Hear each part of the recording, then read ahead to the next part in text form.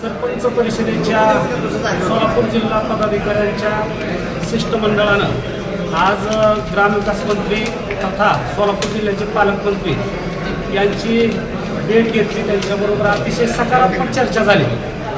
सरपंच परिषदेच्या प्रमुख मागण्या की मुंबई येथे सरपंच भवन आणि सर्व जिल्हा परिषद आणि पंचायत समिती यामध्ये सरपंच कक्ष निर्माण व्हावा आणि याच सरकारनं म्हणजे शिंदे साहेबांच्या सरकारनं जे काही मानधन सुरू केलेलं आहे सरपंच उपसरपंचांना वाढवलेलं आहे ते वाढीव मानधन अद्यापपर्यंत जमा झालेलं नाही किंवा त्याची अंमलबजावणी नाही। त्यामुळे ते वाढीव मानधनाची अंमलबजावणी तात्काळ व्हावी अशा अनेक मागण्यासह आज आम्ही त्यांना निवेदन दिलेलं आहे। तसंच सोलापूर जिल्ह्यामध्ये आम्ही एक सरपंच उपसरपंच आणि ग्रामपंचायत सदस्यांचा मेळावा घेणार आहोत। त्यासाठी देखील त्यांची वेळ मागितलेली आहे।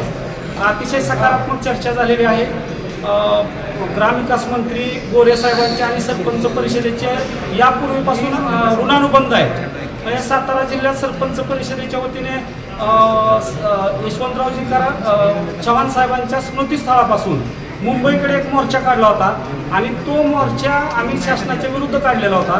त्याची मध्यस्थी अतिशय चांगल्या पद्धतीने गोरे साहेबांनी केली होती आणि तो सातारा इथेच थांबवून त्यांनी आम्हाला आश्वासित केलं होतं।